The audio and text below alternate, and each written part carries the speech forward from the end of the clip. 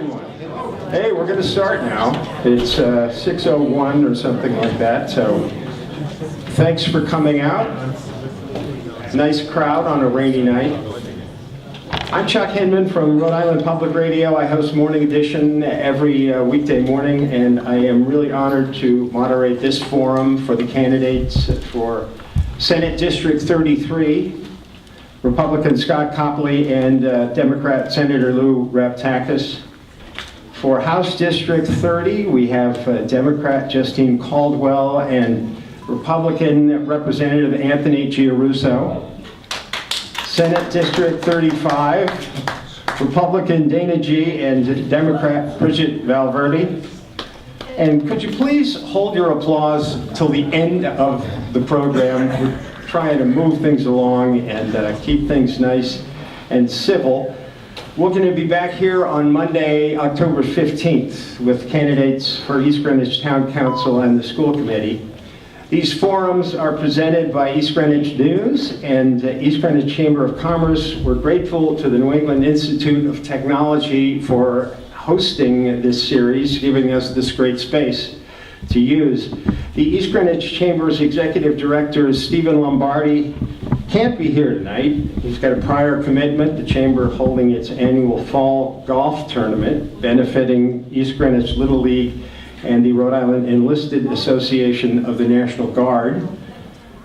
Lucas Anagnostopoulos, New England Institute of Technology student, will be videotaping, and all of the forums will be available via East Greenwich News, the East Greenwich Chamber of Commerce, and social media for future viewing if you want to watch it again or if you know someone who couldn't be here. Dominic and Brianna are technology production assistants for this effort. We thank them. The forum's also being live streamed on the East Greenwich News' Facebook page.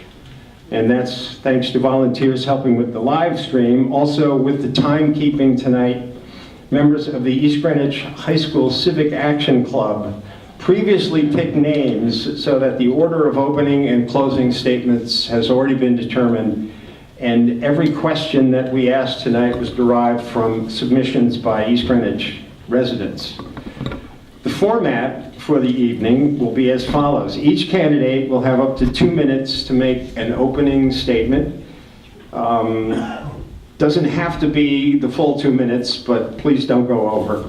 Following this, the candidates will each be given the same 3 questions. 3 questions asked of each candidate. They will have up to 2 minutes to each respond, and we will alternate the order of responses with each question. Thereafter, each candidate will be asked individual questions that will be picked from an actual hat. Up to 2 minutes to respond to those, and after one candidate's response, the other candidate will have up to a minute to respond if they so choose. They don't have to. And to wrap up, the candidates will be given 2 minutes for a closing statement. The objective of tonight's forum is to hear from the candidates on a variety of issues. We expect them to be able to speak without interruption and treated with the utmost respect.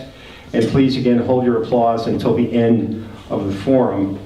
Tonight we'll begin with the Senate District 33 race in a modified format. Mr. Copley was not able to attend.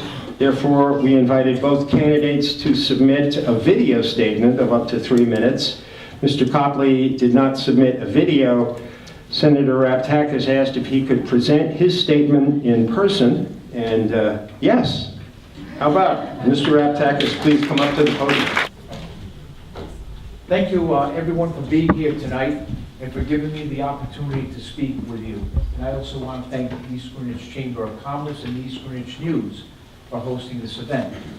Running for office is one thing. Knocking on doors, making promises to voters, talking about what you want to do in the General Assembly, that's all easy. The hard part is governing. Making good on those promises and doing the work of listening to your constituents and acting on their concerns, not just in an election year, but all the time. For more than 40 years, I've been a small owner of a business in Coventry that has also allowed me to have a very important perspective to the State House, a place where they don't always understand what it takes to run a business and to meet a payroll every week. But owning a small business in the Senate district that I serve also gives me something that very few other legislators have. And that's not a week that goes by when someone doesn't walk into my restaurant and tell me about a problem in the district or concern that they might have. Campaigning is easy, but governing can be hard.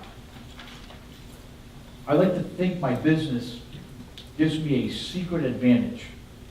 It keeps me in front of my constituents, and it gives me that chance to interact with people every day, and that's how you learn, listen, and to solve problems to follow through.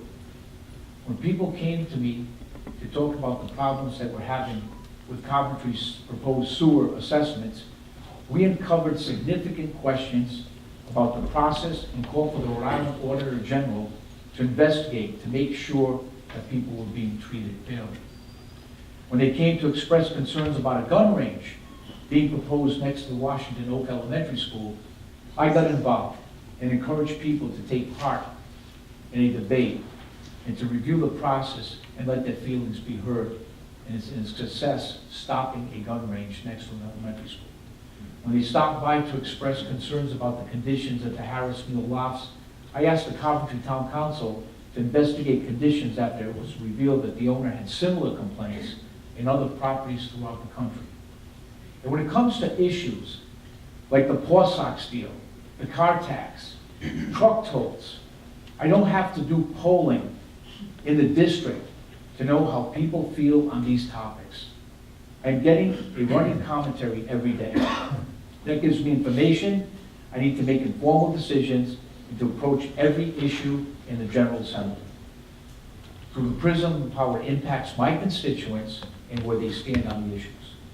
And in closing, I'm proud of a track record that I've built over the years and grateful for the opportunity to serve the communities of East Greenwich, Coventry, and West Greenwich.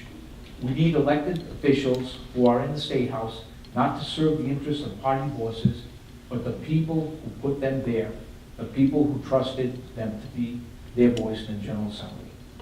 That's how I always have approached the job and look forward to continuing to be a strong fighter and advocate for my constituents who's willing to stand up to special interests and to the party bosses and leaders. And tonight, I want to thank you and ask you for your vote of those who are in District 33 of the town of East Greenwich. Thank you, ladies and gentlemen.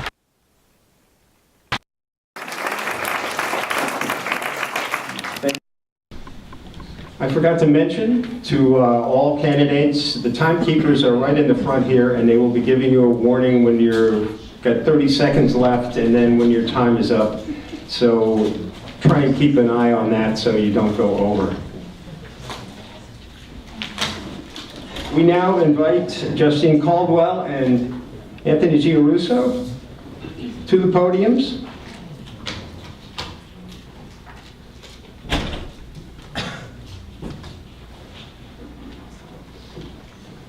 Once again, representatives from East Greenwich High School Civic Action Club previously picked names so that the order of these opening and closing statements are predetermined for the evening. Candidate Giarrusso will begin with the opening statement. Candidate Caldwell ends with the closing statements. And just as a reminder, each candidate up to 2 minutes to make an opening statement. Following this, you'll each be given the same 3 questions and have 2 minutes to each respond. We're going to alternate the order of those responses. Thereafter, you'll get individual questions with up to 2 minutes to respond. And after that response, the other candidate has up to 1 minute to respond if they choose. So to wrap up, the candidates will be given 2 minutes for a closing statement. And again, the timers are right there to indicate when time is running out for you. We ask the audience, if anyone has to leave for any reason, that you try and close the doors quietly behind you and refrain from speaking in the hallway. And please hold your applause again till the end of the forum. So let us begin. Representative Giarrusso, your opening statement. Thank you, Chuck. Before we get started, I just want one quick shout out. that I want to say the sky's not falling, and congratulations to our school. We have another Blue Ribbon School of Excellence.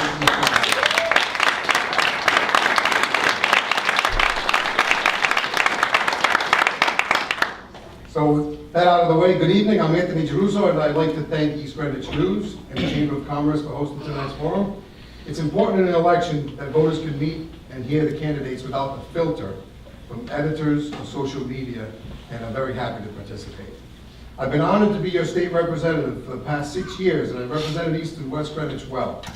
In addition to my legislative priorities of jobs and the economy, I always take swift action when unforeseen things happen that expose holes in the state laws. For example, we put a bill in to mandate national background checks for school bus monitors and bus drivers after an event happened in East Greenwich involving a bus monitor to expand national background checks. And most recently, I co-sponsored a bill to make it unlawful to possess and to make and to hold homemade bombs, because there was also a loophole, and that's after something happened in West Greenwich. So during my time in the legislature, I received and responded to thousands of emails and phone calls from residents looking to find ways around state government. Unlike my opponent, I have a long record of legislative accomplishments which reflect not just words, but action.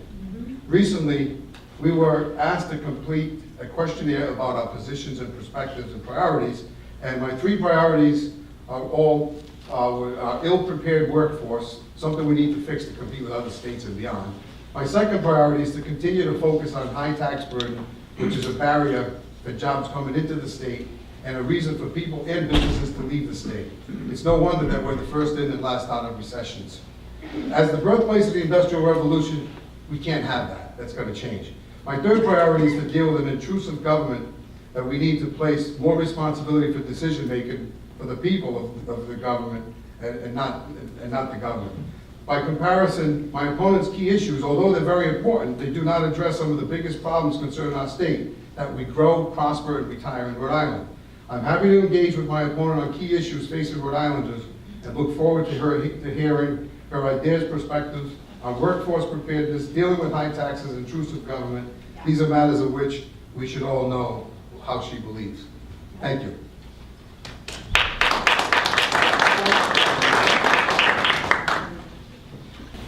Candidate Caldwell. Okay, thank you. Hi, everyone. I'd like to start by introducing myself, because that's how I've been running my campaign for state representative. I have been knocking on doors and talking with voters one-on-one to hear about their lives, to hear about the issues that matter to them, and how I can help them up at the State House. So my campaign and I have been doing a lot of listening, because this election isn't about me, and it's not about my opponent, it's about you. It's about the kind of representation you want at the State House. It's about the kind of leadership you want here in our community. And it's about the kind of votes that you want taken on your behalf up at Smith Hill. And so hi, I'm Justine Caldwell. I got my start in politics talking with people who disagreed with me.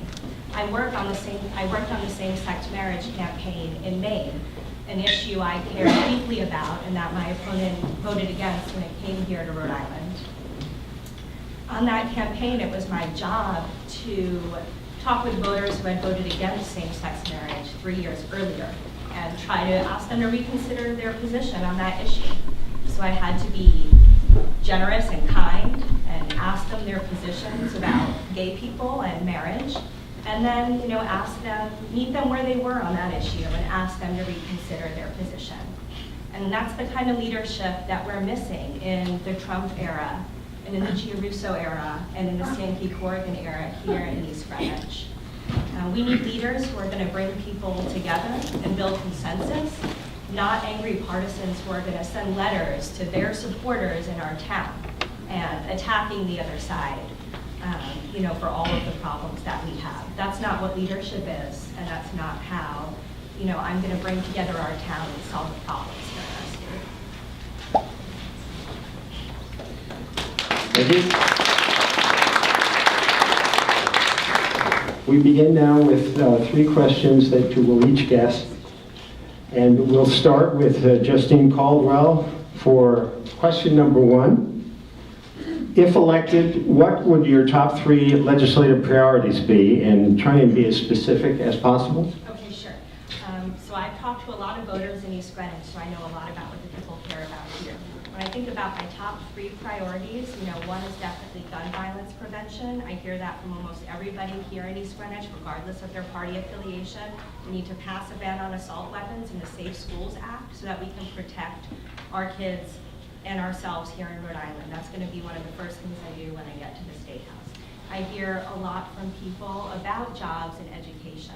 I want to be able to focus on getting kids into affordable college programs where they can find a job on the other side. I'm really excited about some of the terminal degree programs they have at CCRI, in ultrasound technology and radio technology, that after 2 years give people stable jobs that they can get in Rhode Island and support their families.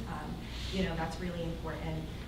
When I think about a third issue that I would choose, women's issues and healthcare are really important to people here in East Greenwich. Mental health parity, making sure that we don't have any rollbacks of pre-existing protections in healthcare. I hear that all the time from people in East Greenwich who work in healthcare, are involved in the healthcare community.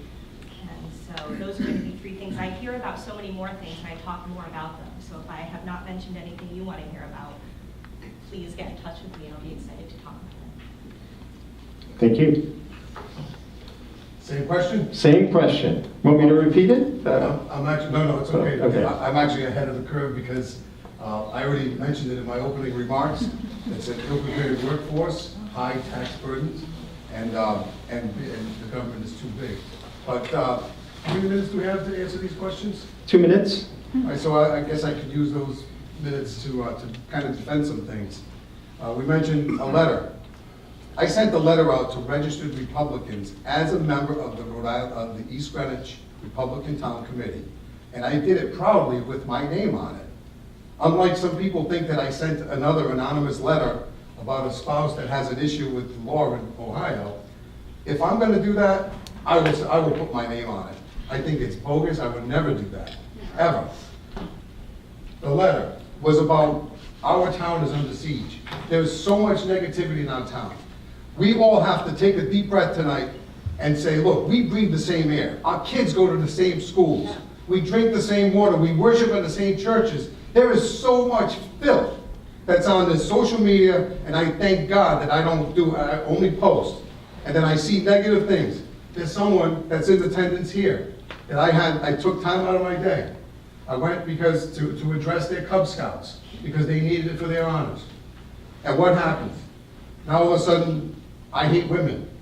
Why? Because I didn't attend a dog and pony show, which if I had to do it again, I would do it exactly the same way, about that sexual harassment thing at the State House, which everybody says it was a dog and pony show. And I did an interview with the Providence Journal, and the Providence Journal, they can only take one soundbite. It happens all over the place, including in East Greenwich.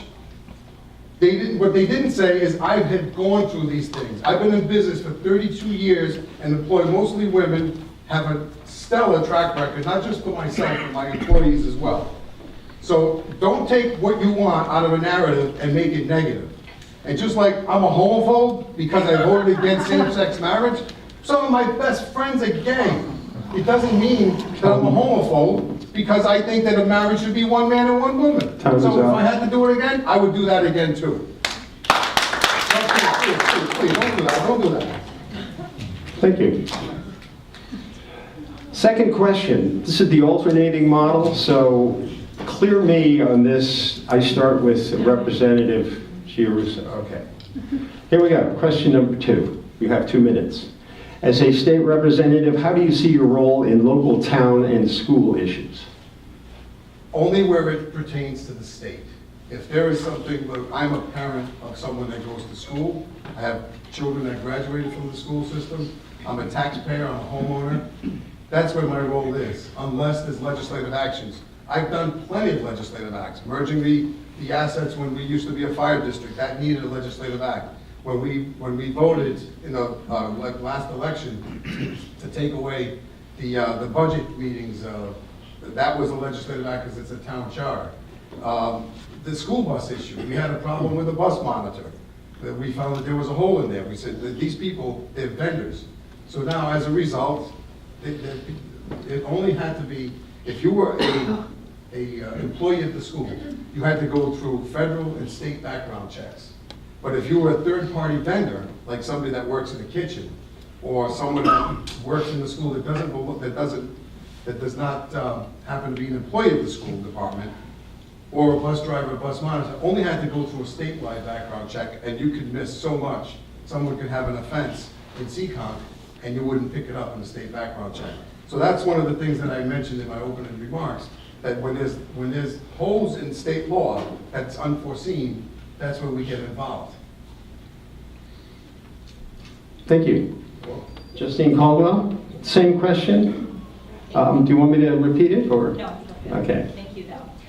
Just regarding our earlier remarks, I'm very surprised to hear that you are unhappy with negative campaigning, because your family and your supporters have gone on an offense on social media, personally attacking my family all the time. The letter that you mentioned you had nothing to do with, you know personally one of the men responsible, and I think you said you wanted to get to the bottom of it, and you can ask him. And after that letter came out, you didn't call me to say that you were horrified by that, as other Republican leaders in our town did. And in fact, you stood 10 feet away from me at this roll and didn't say anything. Your response to that shows a lack of judgment, getting involved with a man who would do that. It shows a lack of empathy to my family with young kids. And it shows a lack of leadership that you wouldn't respond, that disqualifies you from public office, in my opinion. About the town, I have been heavily involved in the issues facing our town and the school district over the past several years. Not only am I a resident, but as a state legislator, I would be able to meet with our town council members and our school committee and hear what they need and take that back up to the state. That happens in many other cities and towns here in Rhode Island. It doesn't happen here, and it's because of the elected officials that we have. And we would have a responsibility to work together to make our town, the best place that it can be. Thank you. My name was mentioned, and I think I should have a rebuttal to that if I remember the. That's not the format we've got. I thought that was in the original. On the next questions, you have the option to respond, but with these, it's question number 3 now, and using the alternating model, we'll start with Justine Caldwell. This question, if elected, will you support Nicholas Mattiello for another term as House Speaker? So I think it would be presumptuous now to talk about who I would vote for as Speaker, because that field isn't cleared yet, and Speaker Mattiello has a race to win himself in Cranston. When I think about the election for Speaker, that's one of the biggest responsibilities I think the members of our House of Representatives has this session. I'm going to be looking for a Speaker who supports and will not only sponsor, but will get the vote on the floor for a line item veto to reestablish equal powers between our House, our Senate, and our Governor. Right now, whoever is the Speaker, their constituents have more power in our state than we do. And that's not the way that it should be. So I'm going to be looking for a Speaker who is willing to cede some power and get that line item veto through, fix a lot of the issues with bills not getting heard until the last 48 hours of session so that people can't really be active and have a voice in our politics. When I think about it, and I think about somebody who might run against Speaker Mattiello, I can't imagine that he would be better on those issues than somebody else who would run against him starting in 2019, but those are the things I'm going to be looking for. Thank you. Mr. Giarrusso. Thank you, Chuck. For the record, I think someone that is handling my opponent's campaign should remind her that we're opponents, we're not enemies. And that's important to know, because every time I run into her, it's like she saw the devil. I was at the State House, and I was there because it was a women's event, and I was involved with that. I went because they were honoring the Woman of the Year. So I'm there, and she's there, and then I was asked to come in a group photo by another woman, which, by the way, I love women, I love my wife, I love my mother, I love my daughter. But then when she came to me with such venom that even the people that were there said that, what was that all about? And then a couple weeks ago, I'm meeting it with a constituent at Felicia's coffee shop. And I'm sitting facing the door. She walks in, and I said, good morning. And she looked at me like she saw Jimmy Hoffa or whatever he is. So I'm not the enemy. And so now for her to be asking me that I should have called her, first of all, what am I going to call her for? I had nothing to do with it. I was on vacation with my family when it broke. I got a call from somebody in West Greenwich, from the town committee, that said, what's this letter all about? I have no idea what that letter is all about. So for me to have to make a phone call to somebody who looks at me as the enemy and not the opponent, no thank you, because how will that be spun? Right. So to answer your question, Chuck, I have no idea who I would support. Hopefully it's a Republican. Thank you. Now we move on to question 2, or the second round of questions. These will be taken out of the hat. And again, we have the alternating model, and we will start with Representative Giarrusso for this alternating model. You have 2 minutes to answer a question, and then the other candidate has the option to offer a 1-minute response to each question. Let's see what we got. How do you think substance abuse and the opioid overdose epidemic impacts our communities? What ideas do you have to help? That's the biggest killer we have right now. It's the tragedy what's happening. Who in here doesn't have a family member or a friend or a relative or anything, a neighbor that hasn't been affected by this? So we've been working a lot in the legislature, first of all, to come up with alternatives.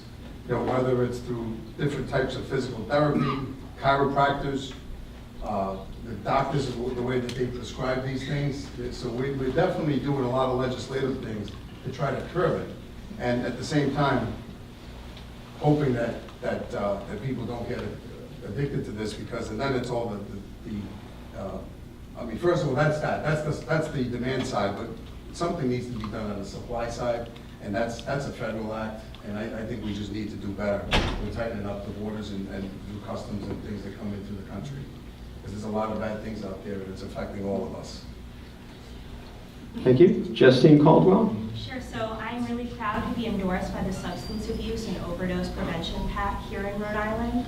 I've done a lot of work with them. Just last week, I was happy to be at an event with Bob Hodeling, where I was able to be trained and receive a Narcan packet, so that, you know, there's a group giving out 1,000 of those so that we can help people if we see them in danger of overdosing. When I think about the ways I want to help with that, I want to make sure that we are passing evidence-based policy at the State House. Our State House is missing that in lots of different ways, but definitely when it comes to healthcare and substance abuse. And so I'm going to be looking for bills and advocating and sponsoring bills that use medical professionals' best advice about how we can curb the cycle of substance abuse and overdoses. Every overdose is one overdose too many. Those are preventable deaths. And I was on the phone with a Republican legislator about a month ago who, you know, this is a big problem in his district, and I want to work together with him no matter our party affiliation so we can solve that. Thank you. Our second random question, and we'll start with candidate Caldwell. On which House or Senate committee do you or would you like to serve, and how would that benefit East Greenwich? Well, that's a very easy one for me, thank you. I would be honored to serve on the House Judiciary Committee. Whenever I go up to advocate for bills at the State House that have a huge amount of public interest, public policy, and places where Rhode Island can protect Rhode Islanders from the dangers that come from the Trump administration, those happen in the Judiciary room. The Reproductive Health Care Act, all of our gun bills, the people on that Judiciary Committee get to make those decisions. And I would be a very loud voice there for the issues that we care about. And I think with my academic experience, having a PhD, writing about mental illnesses, being a university teacher for so long, that, you know, my skills there would be well served. Thank you. Representative Giarrusso, would you like to respond? You have 1 minute. Okay, I'm actually in a very comfortable place of, I am right where I belong. You know, I've served on labor, I serve on House Finance with the subcommittees that go with it. I serve on House Corporations and on different commissions and economic development. So that's, as a business owner, I am right where I belong, and that's where I would stay. But I also have one other thing to use in my time about the bullying. There's a lot of bullying. I see a lot of, anybody in this room that talks about bullies, better look in the mirror. Because today a release came out, and fortunately I get it from other people that say, Giarrusso is a bad guy. He sent a letter to Trump endorsing Kavanaugh. First of all, it's not true. Don't spread lies. It doesn't work. People in our district are smarter than that. And there's another thing. I get along very well with all my colleagues on both sides of the aisle. And I have something very nice to share with everybody. I have 100 of these that they will be passed out. Your minute is up. All right, Thank you. I'll read it in my next minute. Okay. All right, so here we have another random question. We'll start with Representative Giarrusso. Does the General Assembly need to do more to protect the state's waterways? If so, what would you do? If not, why not? I think we do an awful lot to protect the waterways. I mean, I remember as a kid, the Providence River, you couldn't, naturally, you can't drink from it today, but you couldn't even stand there before because of the smell. All the rivers are definitely better. So there's been some very good legislation that was done over the years. Narragansett Bay is much cleaner than it's ever been. So I think we're taking great steps. Could we do more? Absolutely. But I think we're on the right track. All right, thank you. Candidate Caldwell. Thanks. I'm also surprised to hear you say that you didn't send that letter, because I have the letter here, the open letter to the Senate supporting Judge Kavanaugh and urging them to confirm him that you did sign. So you didn't send it to President Trump, that's true, but certainly to the Senate Judiciary Committee you did. When? On August 24th. So That's if new- anyone that's- else wants to ask me any questions. That's news to me. we'll see. That's I will challenge that. Okay, interesting. In terms of the waterways, I think climate change is real, and we need to be protecting our waterways here in East Greenwich and Rhode Island, almost more than any other state.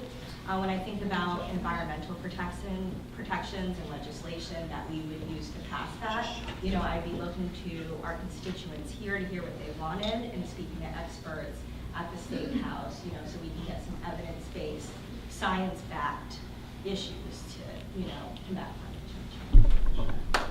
All right, thank you. Our next random question will start with you, Candidate Caldwell. Would you support adding the position of a state inspector general to serve as a public watchdog, looking for ways to eliminate waste and promote integrity and ethical conduct? Well, I certainly think integrity and ethical conduct are things that we want to prioritize here, especially in Rhode Island. One of the reasons I'm running for office is because it's been an old boys club up at our State House for too long. Regardless of gender, there's a culture of backroom deals that happen up there, and people who are up there to serve themselves and serve special interest groups. So, restoring some ethical, honest, transparent practices to Rhode Island government is one of the reasons that I'm running for this office. And so I am going to do everything I can to ensure that that happens. And if that means that I support, a space for an inspector general, then that's what I'll do regardless of where any party leadership falls on those issues. Thank you. Candidate Giarrusso, 1 minute. Yes, so that's an easy question for me too, because my name's been on that bill for 6 years. It's been a Republican caucus bill, and there were some years that it was bipartisan. But absolutely, there should be some accountability, and I agree 100%. And being part of the minority, I don't know what backroom deals are. Do they happen? I would imagine they do, but I don't have an office in that back room. But to go back to another thing about this bullying thing, it was brought out that it was just so bad. Like, I am the worst person ever because I didn't go to that sexual training thing, and then I went on the media campaign. Although, if you listen to the radio and not see the snippet from Providence Journal, you'll understand. But I actually got a phone call yesterday from a colleague of mine, a female Democrat colleague that served with me on that commission, the Sexual Harassment Commission that I was on, not for optics as I was accused of in this release, but because of my business experience. And she wrote me this really nice letter, and I guess because time is up, I don't have time, but I definitely want to because it's important. Time is up. Thank you. Our next random question, and we will start with candidate Giarrusso. The state education aid formula has not been generous to East Greenwich, which receives among the lowest aid in the state. What, if anything, would you do to correct that issue? Well, first of all, to say that it's not fair is it's an understatement. And believe it or not, it's better than it used to be. It's something that it's a model that was enacted for a 10-year period, and we're into the 8th year, I believe, so it needs to be reworked. But we get $4 million and we give up $40 million. I mean, that's socialism on a municipal level. Really what it is, we're paying for whatever they're doing in different towns, however they're mismanaging their finances. Because we're one of the affluent communities, we get a lower cut from the school funding. So what I would do in 2 years when that thing comes up, I would demand that I be on that commission to readdress how it is, because it is unfair. But welcome to the way that it is. We have it. It's Robin Hood, and that's all it is. Thank you. So, Candidate Caldwell? thank you. Okay. This is an issue I hear a lot about from people at the door, so I think about it a lot. In a lot of ways, Anthony and I agree on this issue that, East Greenwich doesn't get a lot of money from the state, and that's on people's minds. And I would also be looking to help craft, whatever happens in 2 years. But the state funding formula is an easy way for people to wash their hands of East Greenwich not getting enough money and our schools being underfunded. There are other things that we can do. We need somebody up at the State House who's going to look for innovative solutions to our school problems. Our schools here in East Greenwich are literally falling apart. We're over $1 million short in meeting our basic education plan. We can't afford to wait 2 years and try to fix the funding formula. We need somebody up there who's going to be creating innovative solutions and working with legislators to get us better funding now. Thank you. Next random question from the hat, and we'll start with Justine Caldwell. Last year, the General Assembly gave more than $2 million to nonprofits and government agencies through the Legislative Grants Program. Do you support legislative grants? Would you sponsor any for your district? So I think the legislative grant system is at best flawed and at worst corrupt, and I would support wholeheartedly legislation that would abolish the legislative grant system. That being said, a big issue that I just spoke about that I hear at the door from people in East Greenwich is that we do not get enough money from the state. And so if these legislative grants are out there and people are taking them to help their district, then I'm going to advocate for nonprofits and places in East Greenwich and West Greenwich that can benefit from those grants. If they're out there, we should be able to use them. We should be using them to make East Greenwich and West Greenwich better, our economy. That's going to relieve part of our tax burden, which is also on people's minds. So if it's out there, I'm going to use it, though I will enthusiastically co-sponsor and support legislation to abolish it if that happens in that session. Representative Giarrusso, your minute? Yes, I completely agree. And we have bills, and that's why I stopped taking them. I did take a couple of them, one for an animal shelter, that she was in dire straits, and another one was from the high school that they were working on. They needed to raise $10,000, and they reached out to me for a legislative grant. And to try to give back to the community, I did. I got it. I got them $2,500, and I was attacked on the finance committee floor by Bob Plain. I don't know if he's here, but I'm sure he'll tell you all about it. How dare you, East Greenwich, where you guys light your Cuban cigars with $100 bills, and you're getting legislative grants. But that's Bob Plain. So based on that, there was so much that happened with the corruption in the program that the high school sent the check back. So I won't do legislative grants. I think it should be a committee process. If somebody needs money, let it be vetted by the finance committee, which I'm a proud member of. So yes, I will keep signing that bill to do away with it. It gives too much power to one person. Thank you.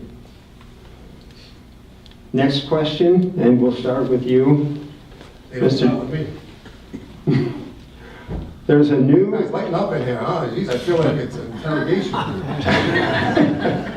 there is a new 96-unit all-affordable housing apartment complex being proposed for East Greenwich. How do we reconcile the state's mandate to create more affordable housing with the burden it can place on communities? Well, for instance, every year we sponsor a bill to make it so a mobile home park could be part of the inventory. It makes sense. It's affordable housing. Most of the people don't burden the town with the services that they need because most of them are private. They don't send kids to school because most of them don't have kids. So it's a fine line. I mean, we need affordable housing, but nobody wants it in their neighborhood. It's very contentious.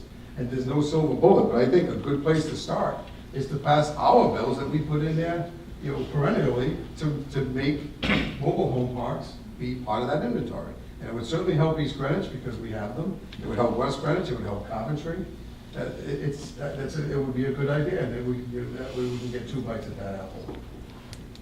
Thank you. Candidate Caldwell, a minute.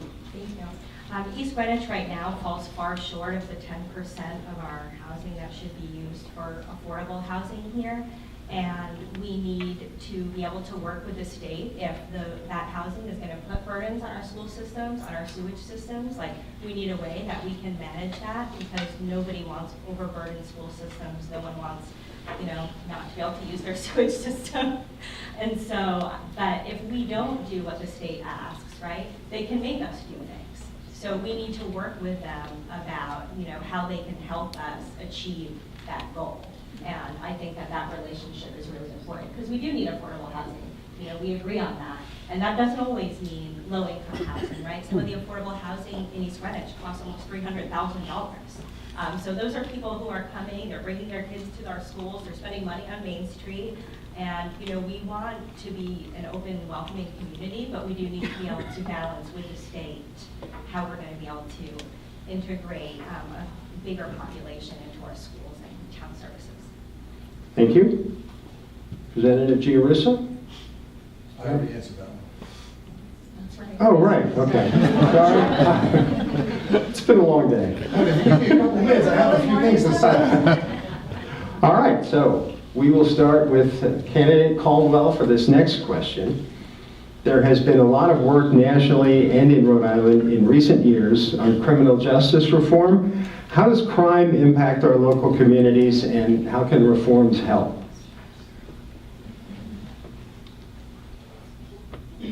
That's a big question. This is a topic that I'm very passionate about. We have too many people going to jail here in Rhode Island that's burdening our state and using a lot of our tax dollars. That's one of the reasons I'm happy to be working with the Substance Abuse and Overdose Prevention PAC. They try to help people stay out of jail and get help for their needs. We know, I wrote my dissertation on people with mental illnesses, and we know that people with mental illnesses so often land in jail because there's nowhere else for them to go, and they don't have the help that they need, and they end up committing petty crimes, and then there's nowhere to put them afterwards. And so I think that we really need to think about some of our vulnerable populations and the ways that we can help them, and that will reduce a lot of the waste of taxpayer money and the emotional burden of what happens after you've been in jail. Thank you. Candidate Giarrusso, your minute. Okay, I actually been part of legislative issues that spoke directly to that. One of them was a few years ago, was ban the box. And it's actually very important because it banned the box, that there's a box on an application that says, are you a convicted felon? Have you ever served time in jail? And these people are trying to get ahead. And for some reason, it took at least 5 legislative sessions to get it passed, and we did. And these people need a shot. Otherwise, they're just going to end up back in jail again. And our jails are overcrowded, and it's not just the burden on the taxpayer, it's also the human cost. I mean, these are real, live human beings that bleed red just like we do, and I think they need a second shot. And the more we keep them incarcerated, the more they're going to be there, and it just becomes part of the legacy of their families and so on and so forth. So I support anything that can help that and give these people another shot. All right, thank you. Next question. We'll start with you. The proposed Burrowville power plant does not come before the General Assembly, but do you support the plant? Why or why not? Well, that goes into everybody wants a highway and everybody wants an on-ramp and an off-ramp, but they just don't want it in their backyard. The fact of the matter is, I'm glad I don't have a vote on it because I can still see all those angry faces up there when they were trying to put in a legislation to let the state, supersede whatever local authority there was. But we need power. One of our biggest problems, not only our tax burden, but our energy costs are through the roof. We lost so many industries, from going back from the 1930s, 40s, 50s, and now, because our energy costs are so high. So we want to try to make energy, and it's always contentious. So I guess I don't know how to answer it because it's not. I don't live in Burrowville, but if I did, I probably wouldn't be happy. But I do use electricity, so we need a power plant somewhere. Thank you. Candidate Caldwell, your minute. Although I'm also happy that I won't have to take a vote on this particular issue, I would say that to the best of my understanding of it now, I don't support the power plant in Burrowville. While it's true that we do need energy, that's a problem to bring businesses to Rhode Island. Our cost of energy is high, and we want to get that lowered to attract businesses here. I trust the many advocacy and evidence-based groups that have come out against this power plant. Some of our national representatives and senators who know much more about this issue than me have come out and said they were against it. And so if I had to pick now, I would go with the people whose judgment that I would respect in that case. Thank you. Another question now, and we'll start with Justine Caldwell. East Greenwich children have good public schools. How can you ensure that every child in Rhode Island has access to similarly good schools in their cities and towns? Right. Every student in Rhode Island, every child deserves to go to school and receive an exceptional education. So, we need to make sure, number one, we support the bond that is on our ballot here in November, the $250 million bond to fix our schools. I think that we agree on that bond as well. We need to make sure that the school's physical structures are in place. In some other districts that aren't as lucky as us in East Greenwich, that's why the Safe Schools Act is so important. We need to make sure that in some of these other districts, students, a student went to school on the third day of school in Providence and never came home because he got shot and killed outside his school. How are any of those kids supposed to feel safe? Kids need to feel safe in order to learn. They need to make sure that they know their teachers are going to be able to protect them, and there's nobody, in that school that can harm them. And I think that's a thing that sometimes we don't think about here in East Greenwich. We have to put ourselves, in some other people's shoes for a while. Okay, thank you. Rep. Giarrusso? Chuck, I think that you were referring to the quality of education, not so much the structure of the building, if I'm not mistaken, right? That's the way It said similarly good schools. Right, so our kids get a good education and some don't. So I think that speaks to smack dab in the face of school choice. As President Reagan advocated for back in the 80s when I wasn't even born yet. About school choice, a voucher system, because, we live in East Greenwich. We're very blessed. We have great schools.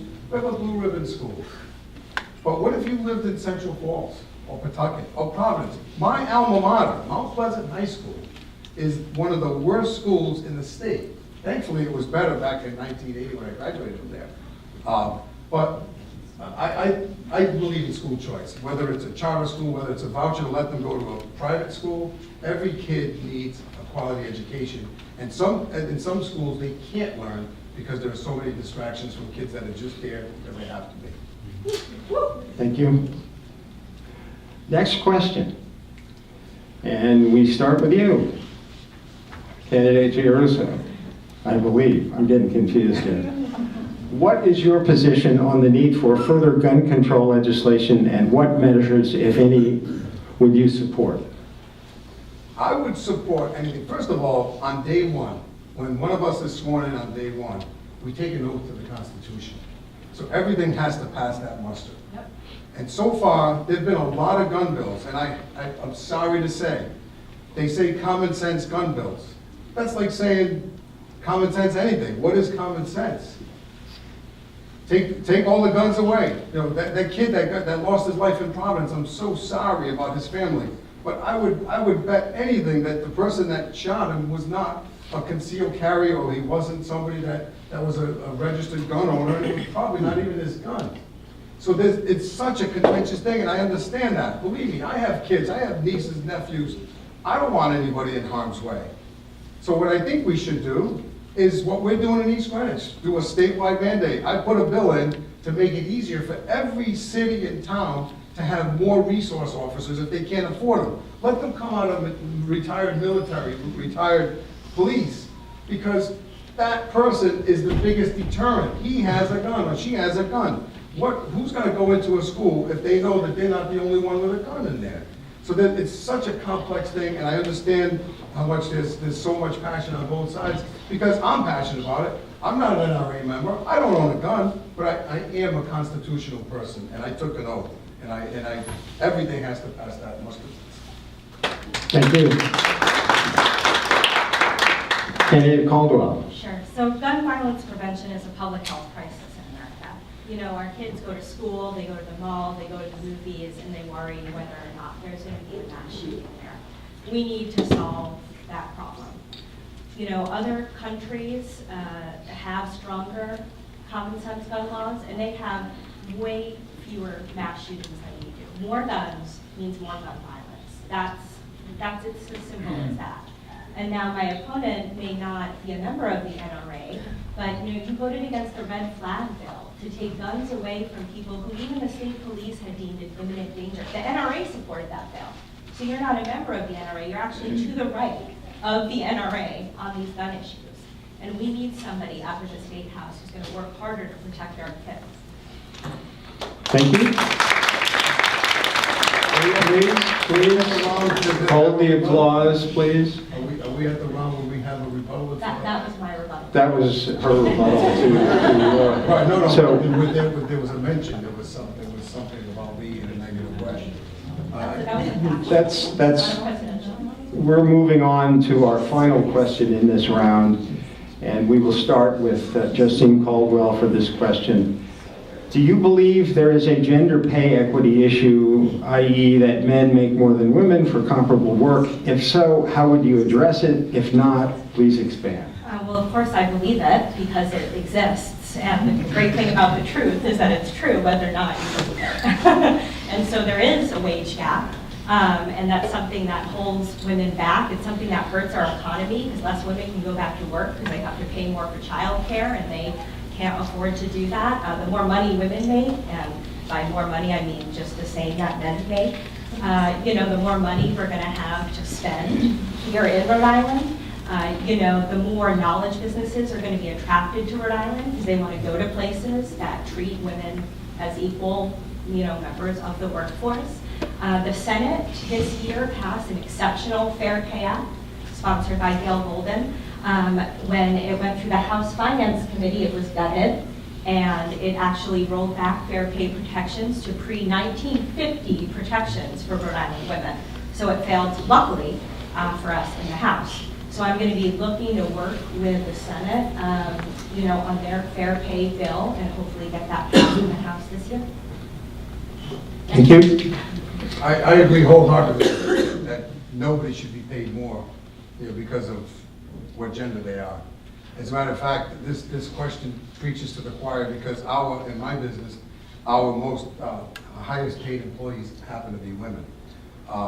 But if they were doing exactly the same job, I would say absolutely, and I would support anything that could mandate that happens.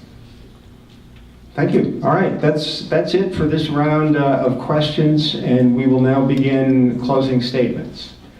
And as predetermined by the East Greenwich High School Civic Action Club, we'll start with Representative Giarrusso. You go first, and Justine Caldwell, you have the final statement, and we'll begin now.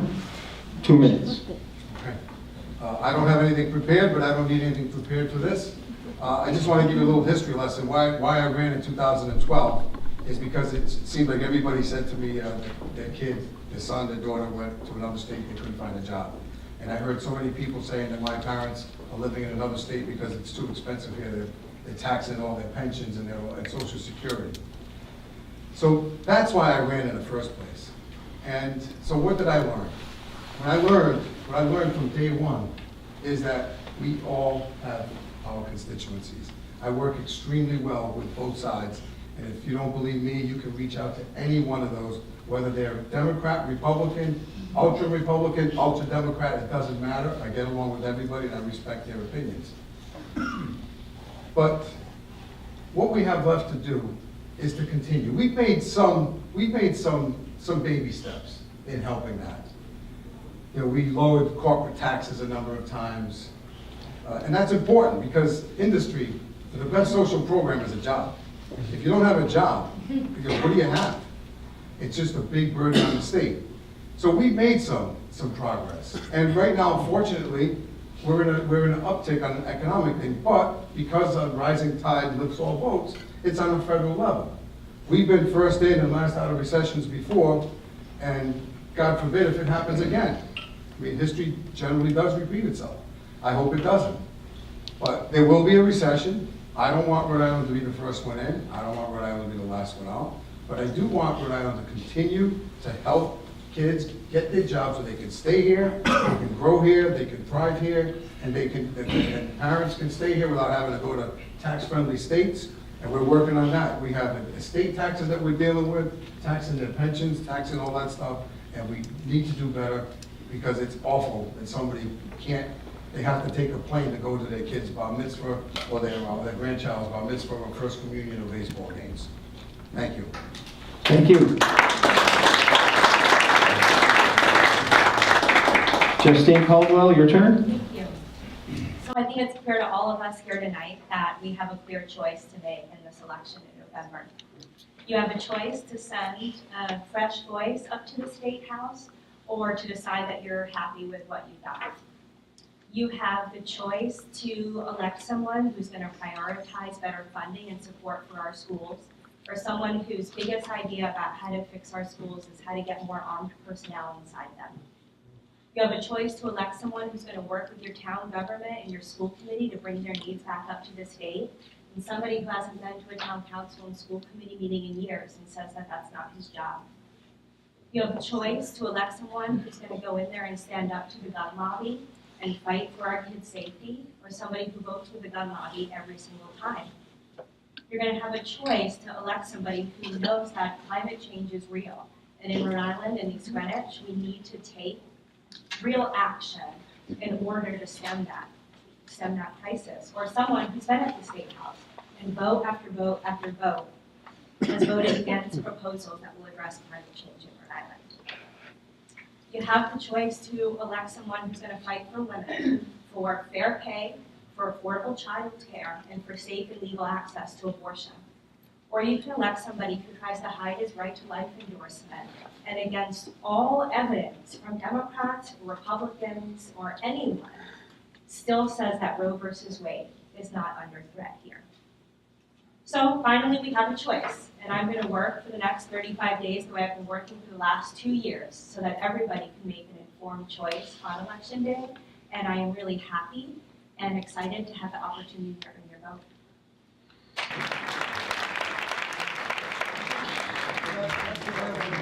You can call it all kinds of lying and